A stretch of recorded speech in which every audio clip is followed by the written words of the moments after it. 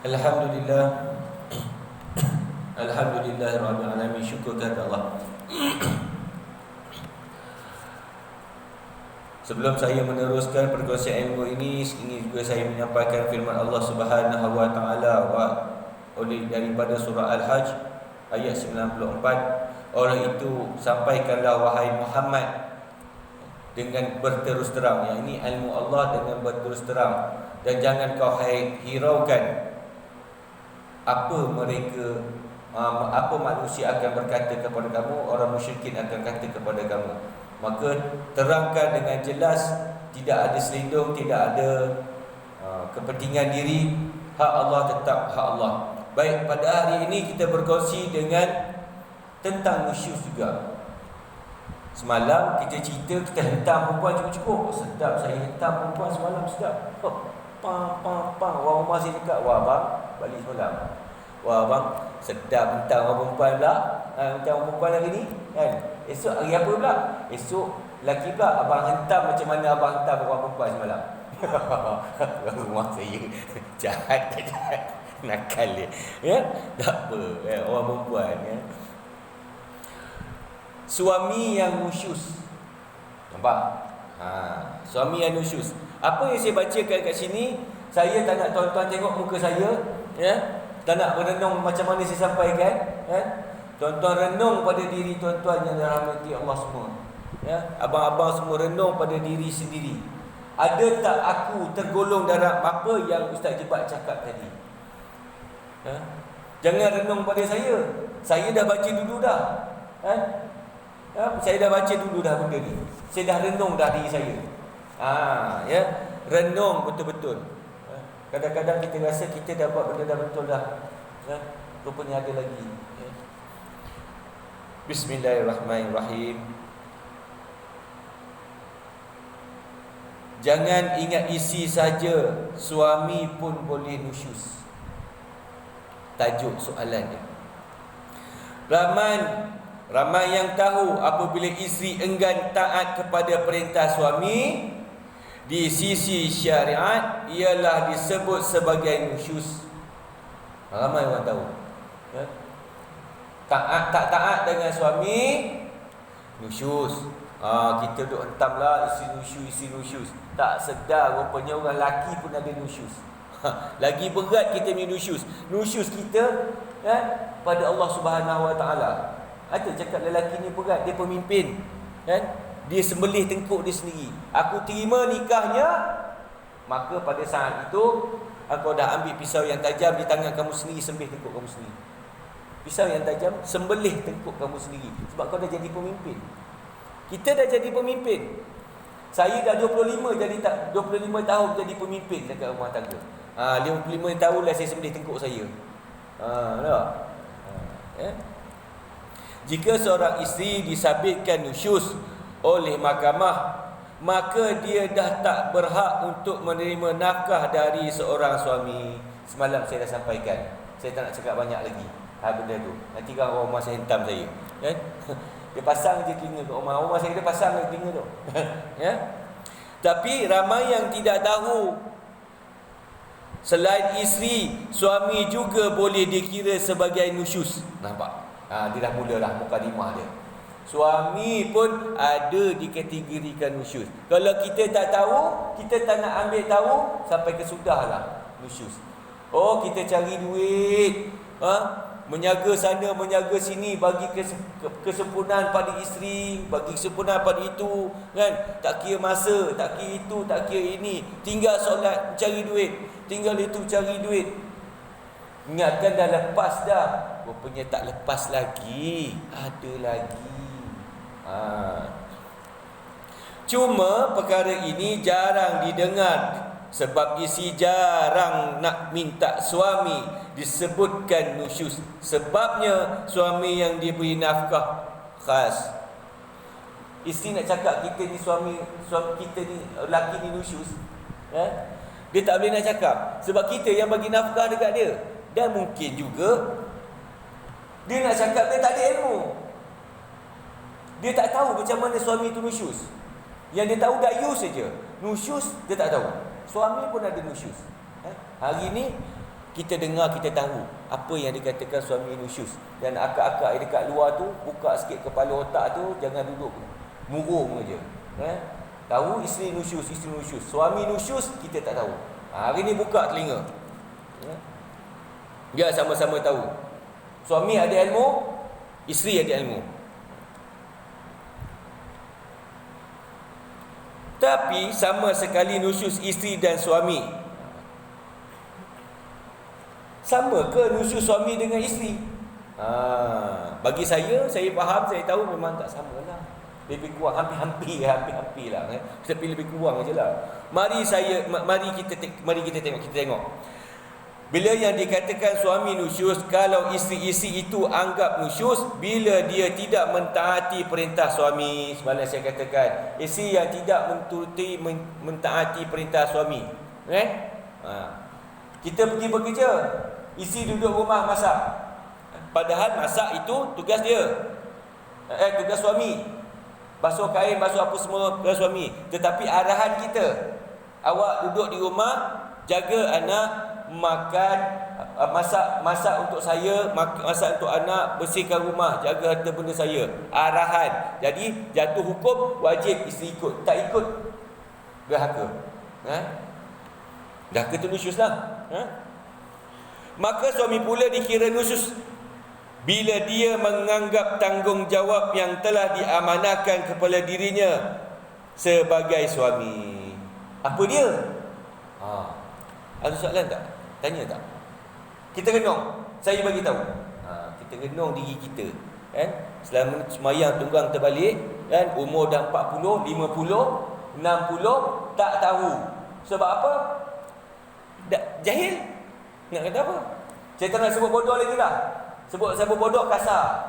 Tak sedap bunyi dia. Apa ni ustaz sebut bodoh? Saya sebut jahil. Kalau yang pandai jahil bodoh sama lah. Baik. Yang pertama, apa dia? Tanggungjawab kita suami. Tempat tinggal. Ada? Oh bagus. Alhamdulillah, tempat tinggal. Tak kira rumah sewa ke, bilik sewa ke apa, alhamdulillah. Ada tempat tinggal. Makan. Satu hari, 2 kali. Apa yang kita makan, itulah dia makan. Jangan kita makan nasi biryani hari ni, dia makan roti canai pagi tadi. Tak boleh.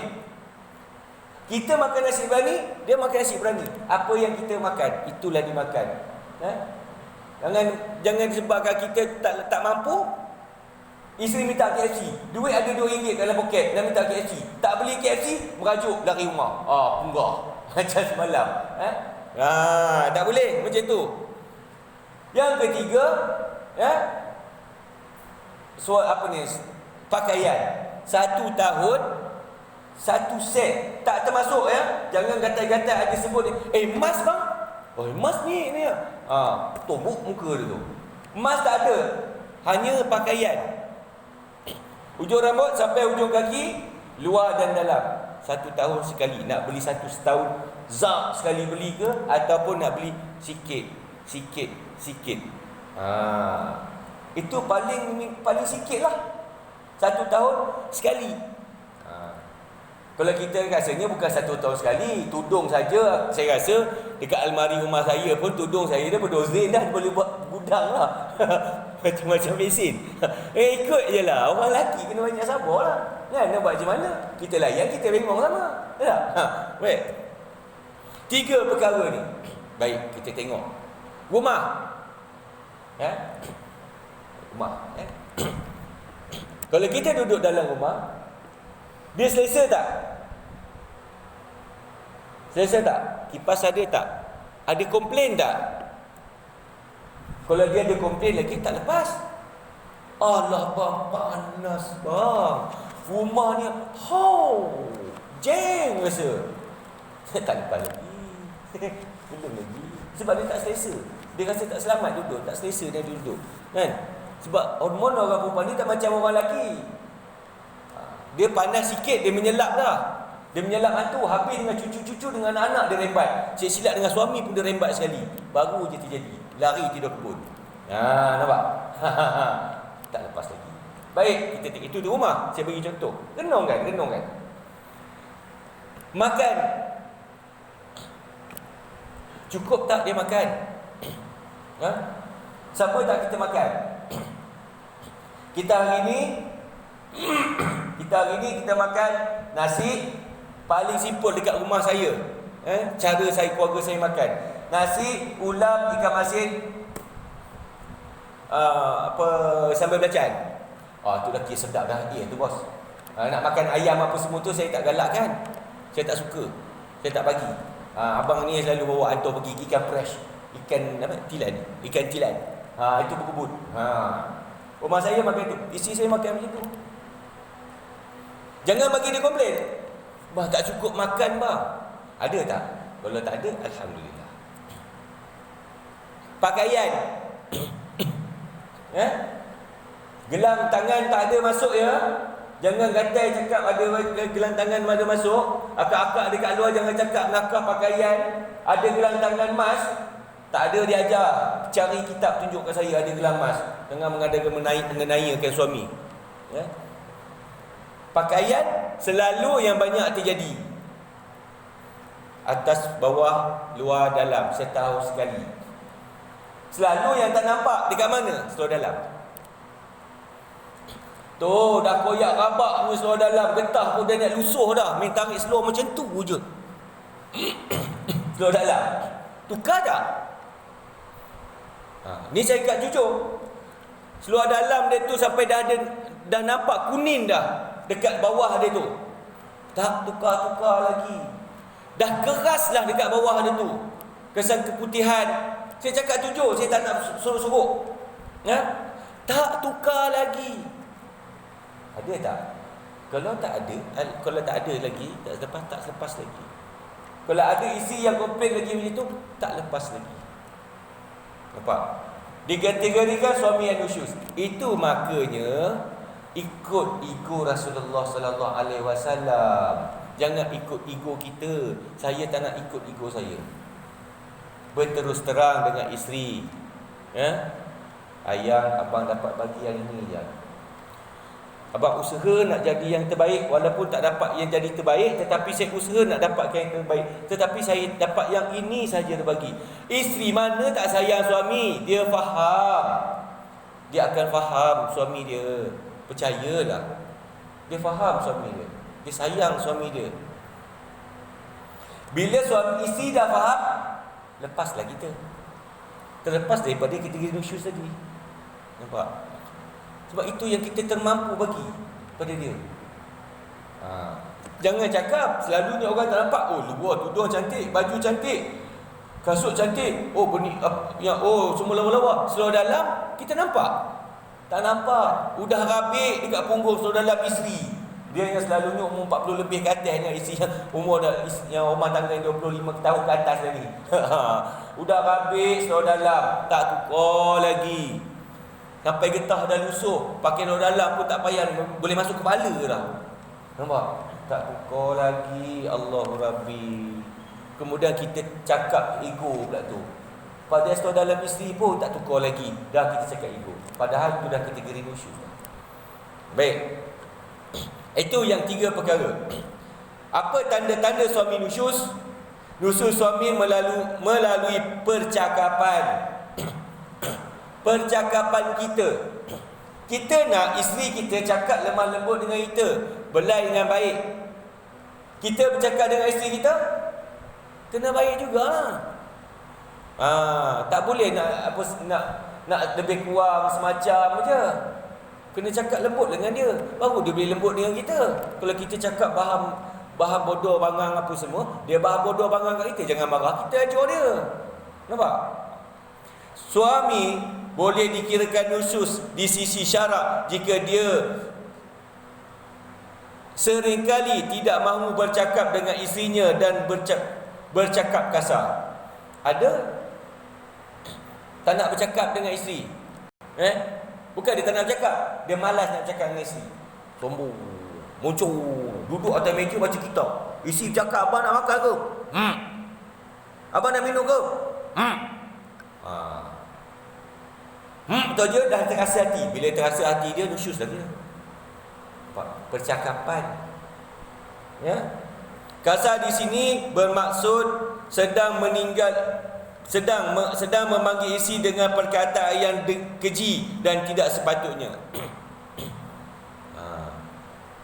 Pernah kita dengar panggil orang tua-tua dulu banyak. Sekarang zaman moden sekarang abang sayang, abang ayang apa semua kan. Saya sendiri dengan isteri saya panggil ayang lagi. Padahal ada cucu dah berubah, dah tak apa kan. Allah Taala malaikat rahmat pada doa rahmat pada kita rumah tangga. Hei Mina, terah ni sikit. Udah lambat lewat, lambat. Membuta ke? Kita panggil isteri kita dengan bahasa yang tidak menghormati dia. Padahal Islam menyuruh kita menghormati pasangan kita, tapi kita tak menghormati pasangan kita. So, bila suami isteri cakap macam tu panggil kita, "Oi orang tua." Nampak? Selalunya orang perempuan akan panggil, "Oi orang tua." Nampak? Kita pula tak rasa hati, padahal kita yang ajar dia. Perkataan macam tu dah kira-kira khusus dah lelaki. Dan ada ketika memberi gelaran yang jijik kepada isteri dan mencarut dalam perbualan. Bercakap dengan isteri, panggil isteri dengan bahasa yang tak baik. "Oi bodoh, buang terbiak dah nak mampus." Tak boleh. Nampak? Bahasa macam tu pada isteri tak boleh. Sebab apa yang kita cakap dekat dia akan hentam kita balik. So kita tak boleh nak cakap, kita tak boleh nak marahkan dia. Sebab apa? Sebelum menikah, dia ada identiti dia sendiri.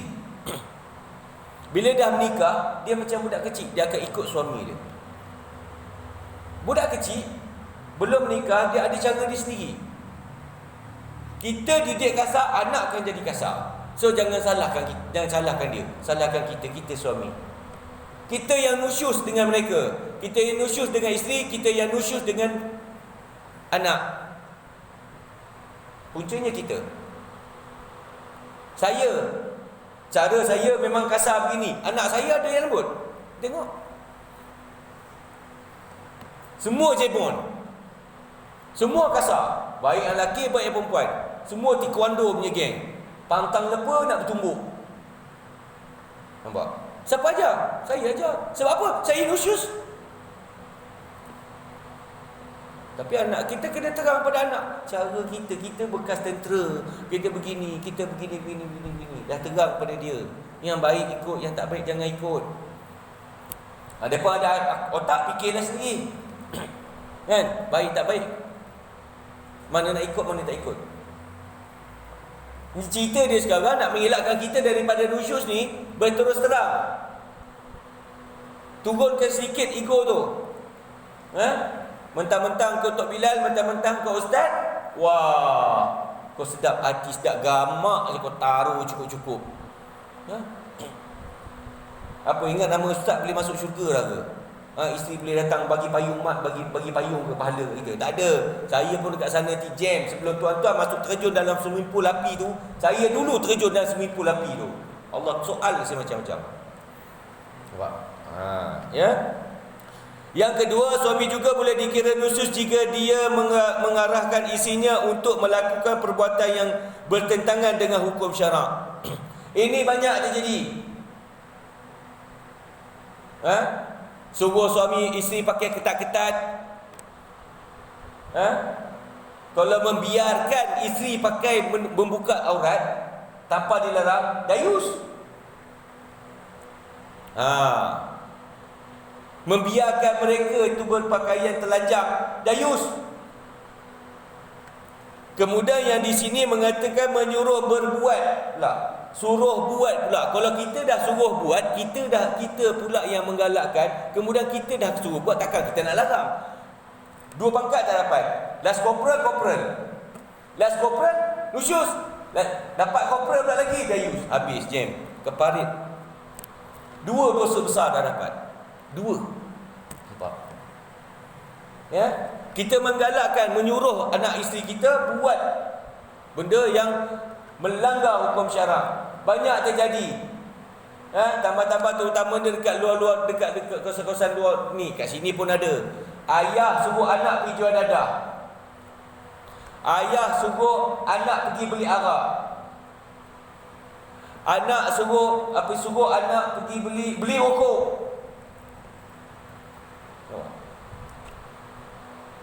Rokok tu hukumnya apa? Ada fatwa mengatakan haram, ada fatwa kata makruh. Ada tak yang halal? Tak ada. Dah makruh tu pun dah sikit sipi-sipi je nak masuk ke dosa dah. Nampak? Nusyus. Lelaki tu dah derhaka. Bukan derhaka dengan ni, kita derhaka dengan Allah. Berat kita ni. Itu tanggungjawab kita.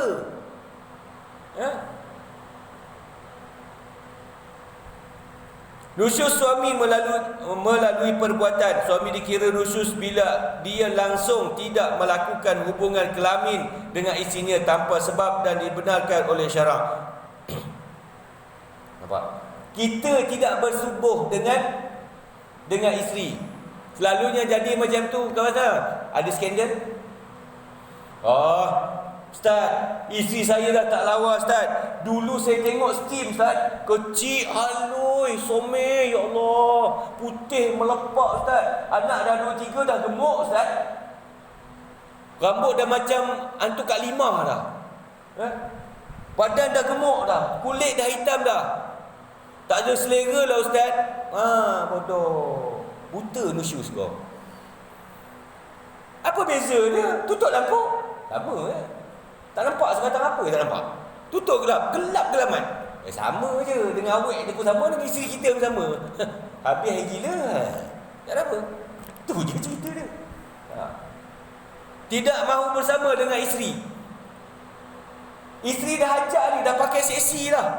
Dah pakai seluar ketat dah ni. Pakai skirt seluar ketat. Siap menari atas dia apa? Peti ais tu.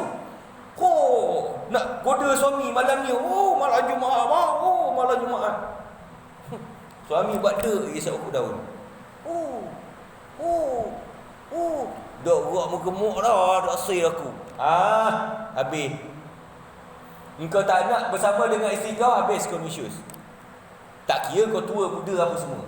Itu sebab dalam Islam disarankan menikah dengan isteri 10 tahun tuanya kita dengan isteri. Bermakna kalau isteri umur 20, suami mesti 30. Jika suami dengan isteri sebaya umur, macam saya dengan isteri sebaya umur 50, 60. Fungsi lagi tak? Dia tak berfungsi, saya nak lagi. Mana aku nak cari? Nak hala ke mana? Batang pisang. Nampak? Kalau isteri umur 20, umur dia 50, kita dah 60. Dia dah monopos, kita pun dah gerak dah 60. Jalan pun dah goyang dah macam tu dah. Tak ada sibuk nak cari datang tu dah. Itu Islam mengalakkan 10 tahun. Saya dulu pun bengong juga. Kan? Tak belajar ilmu, bengong. Kan? Sebaya. Esok aku umur 60 tu aku tak tahu mana nak aku hala, aku tak tahu dah.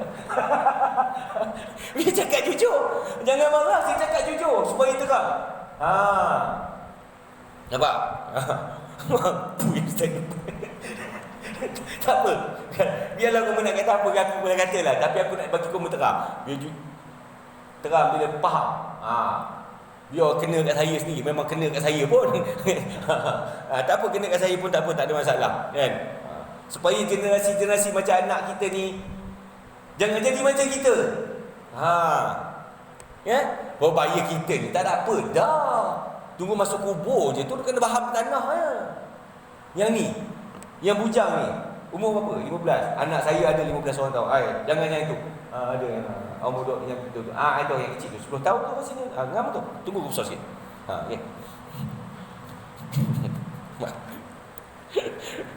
Paling dikira nusyus suami yang nusyus bila suami bertindak kejam dan keras terhadap isteri seperti memukul, menarik rambut, menggigit dan lain-lain yang boleh datangkan kecederaan kepada tubuh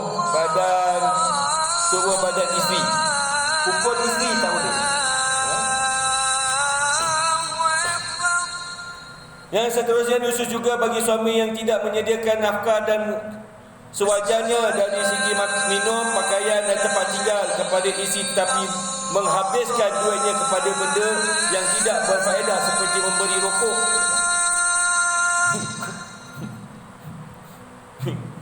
Kena kan aku?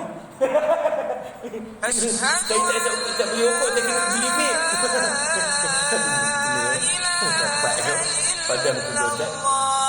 Yang keseluruhnya, tidak memelihara kehormatan isteri juga boleh dikira sebagai nusyuz, di mana sering membuka aurat isteri tanpa tambah-tambah hal dalam kain. Dan nusyuz juga bagi suami yang berpoligami tetapi tidak berlaku adil terhadap isteri-isterinya. Yang berpoligami, banyak yang terjadi benda macam ni. Isteri tua dok gok lah kan, ketuk sana sini, boleh nikah baru pula muda tu getah lagi bang. Oh, nak tunjuk lagi bawa motor besar ni, bini muda belakang, selok sekek kawan-kawan tengok nampak paha sikit, bodoh, jahil. Itu tak boleh tu. Nak menunjuk kat kawan kecantikan isteri muda, padahal Islam kata kalau boleh isteri duduk dalam rumah tak boleh nak keluar. Baik, yang terakhir, walaupun nusyuz, suami ini tidak dituntut di sisi undang-undang. Alhamdulillah. Undang-undang tak ada hantar. Kita selamat. Banyak perempuan ada, tetapi dosanya amat besar di sisi Allah Subhanahu Wa Taala, kerana isteri itu adalah amanah. Isteri itu adalah amanah yang paling besar di sisi Allah. Pak, amanah yang paling besar di sisi Allah. Jangan buat main, jangan buat lesen. Saya sangat tidak bersetuju bila kaum suami asyik salahkan isteri nusyuz. Saya pun tak setuju. Kita semalam sedap kan, saya hentak orang perempuan nusyuz. Hari ni kamu tak kena. Nasib lah, dengan aku kena, dengan saya kena sekali. Dilarang ni kena tunggu. Sedangkan dia tidak semak kenusyuzan, dia terlebih dahulu sebelum nak menusyuzkan isteri. Maka sebelum kita nak meletakkan nusyuz kepada isteri, kita tengok kita dulu. Kalau kita tak lepas dengan nusyuz, jangan cari pasal nak cakap isteri nusyuz. Itu sekadar itu sajalah perkongsian pada hari ini. Sebab kita nusyuz semua lelaki ni tak payah. Sebab tak ada akta undang-undang. Itu yang dia bagi-bagi tu. Yang panjang tu perempuan malas tak sikit. Kita balik rumah saya kena tambah rumah pula. Dengan itu saya, yang baik itu daripada Allah Subhanahu Wa Taala, dan yang lemah itu daripada saya sendiri. Saya walaupun ada cakap, ada usul agak yang tak apa sedap tadi, tujuan saya hanya untuk memahamkan, supaya kita dapat faham betul-betul apa yang dimaksudkan tu. Bukan ada sembang belu-belu apa semua, tak ada. Kalau nak sembang belu-belu, tempat lain, bukan dalam masjid tempat dia. Itu saya harap tuan-tuan, kalau ada bahasa saya kasar, saya mohon maaf. Sebab saya bukannya berniat untuk berkasar, tetapi nak mengetuk dan terus mengetuk hati tuan-tuan supaya faham tentang Islam, buka pintu-pintu hati Islam dalam hati tuan. Itu kita sudahi dengan tasbih kafarah dan surah An-Nas.